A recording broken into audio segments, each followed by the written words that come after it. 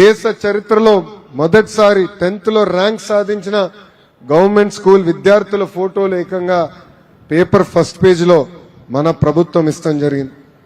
చాగంటి కోటేశ్వర గారిని అడ్వైజర్గా నియమించి విలువలపైన ప్రత్యేకంగా పుస్తకాలు రూపొందించి పిల్లలకి నేర్పిస్తాం జరిగింది. మహిళలను గౌరవిస్తాం నేర్పిస్తున్నాం.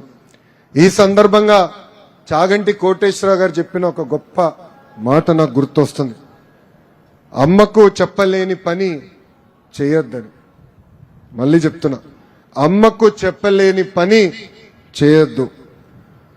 వినడానికి సింపుల్ గా ఉండొచ్చు కానీ చాలా పవర్ఫుల్ స్టేట్మెంట్ ఇది. మహిళల్ని గౌరవిస్తాం, సమాజం అప్పుడే బాగుపడుతుంది, సమాజం బలంగా ఉంటుందని బలంగా ప్రజాప్రభుత్వం నమ్ముతుంది.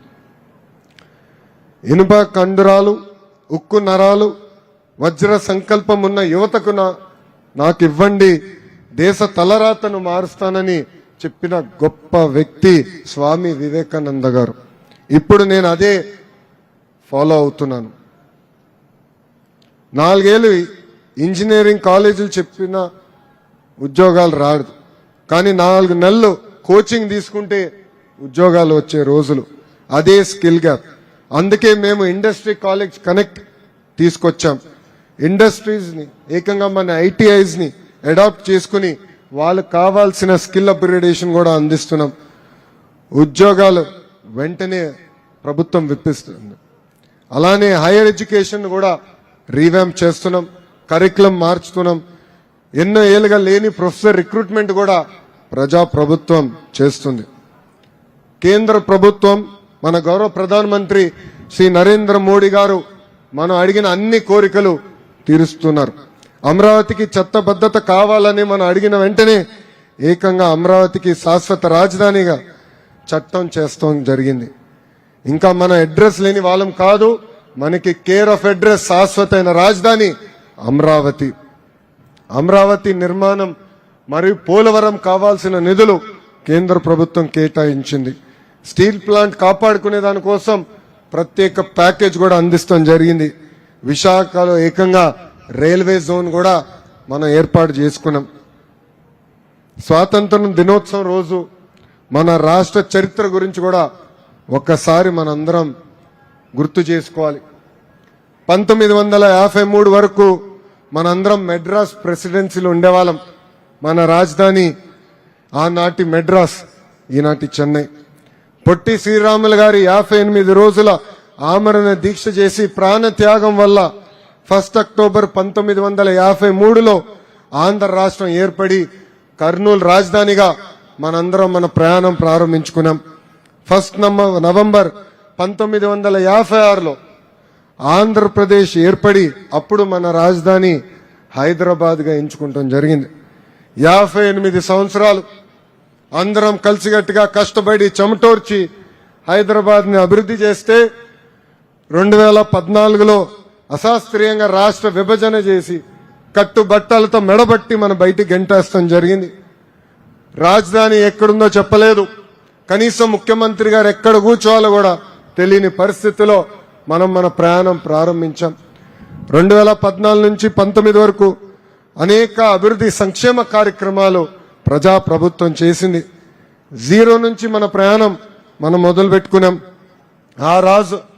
ఆ రోజు మనకు నిలబడిన ఒకే ఒక్క ధైర్యం మన గౌరవ ముఖ్యమంత్రి శ్రీ నారా చంద్రబాబు నాయుడు గారు.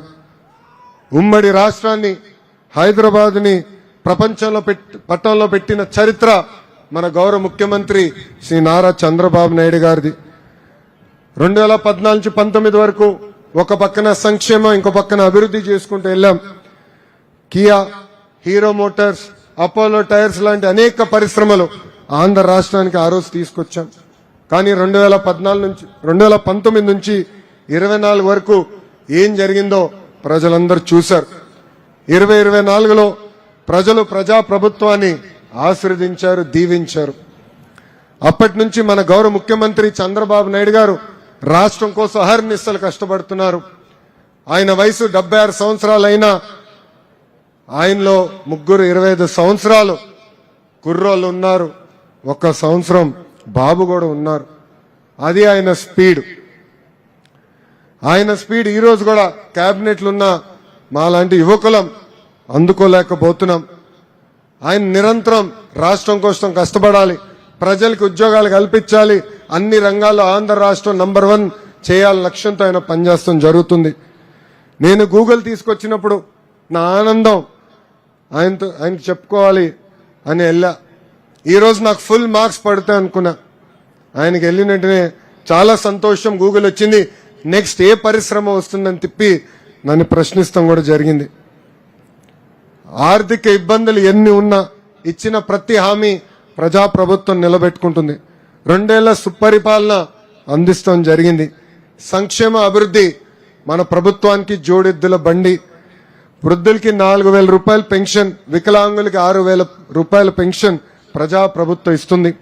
తల్లికి వందనం, దీపం, స్త్రీ శక్తి, అన్నదాత సుఖీభవ, చేనేతలకు ఉచిత విద్యుత్, అన్న క్యాంటీన్, ఆటో డ్రైవర్లకి మరియు మత్స్యకారులకి ఆర్థిక సహాయం, ఇలా అనేక సంక్షేమ కార్యక్రమాలు ఈరోజు ప్రజాప్రభుత్వం నిర్వహిస్తుంది. మెగా డిఎస్సి ద్వారా 16,000 టీచర్ పోస్టులు భర్తీ చేశాం. 6,000 కానిస్టేబుల్ పోస్టులు కూడా భర్తీ చేశాం. ఇప్పుడు ఏకంగా 10,000 పోస్టులతో జాబ్ క్యాలెండర్ కూడా విడుదల చేసి ఈ ఫైనాన్షియల్ ఇయర్ లో ఆ ప్రక్రియ కూడా పూర్తి చేస్తాం. ఒకే రాజధాని అభివృద్ధి వికేంద్రీకరణ ప్రజాప్రభుత్వం విధానం. దేశానికి 100 రూపాయలు పెట్టుబడులు వస్తే దాంట్లో 25 రూపాయలు ఈరోజు ఆంధ్ర రాష్ట్రాన్ని వెతుక్కుంటూ వస్తుంది. ఒక Google, Arcelor Mittal, jet fighters తయారు చేసే AMCA project, TCS, Infosys, Cognizant, royal Enfield, ఇలా వేలాది మెగా ప్రాజెక్ట్స్ ఆంధ్ర రాష్ట్రానికి చిరునామాగా చేశాం. నేను పాదయాత్రలో మోహన అనే ఒక తల్లిని కలిసా. ఆమె రోడ్ పక్కన కూర్చుని 30 సంవత్సరాలు అక్కడ బజ్జీలు వేస్తూ రూపాయి జమ చేర్చి ఆమెకున్న 2 బిడ్డల్ని అద్భుతంగా చదివించింది. మోహనాన్ని నేను కలిసినప్పుడు ఆమెను ఒకటి అడిగాను, అమ్మా ప్రభుత్వం నుంచి మీరేం ఆశిస్తున్నారంటే అప్పుడు ఆమె చెప్పింది, ప్రభుత్వం నుంచి నాకు సంక్షేమ కార్యక్రమాలు అవసరం లేదు, నాకున్న 2 బిడ్డలకి ఉద్యోగాలు కల్పించండి. ఆ మాట నుంచే మొదలైన ఆలోచన 5 సంవత్సరాల నిరుద్యోగ యువకులకి 20 లక్షల ఉద్యోగాలు కల్పించాలి లక్ష్యం. ఆ లక్ష్యంతో ఈరోజు ప్రజాప్రభుత్వం పనిచేస్తుంది. ఉద్యోగాలు కల్పిస్తాం మా బాధ్యత, కానీ కష్టపడి పనిచేస్తాం యువత బాధ్యత. దేశభక్తి ఎంత ముఖ్యమో రాష్ట్ర భక్తి కూడా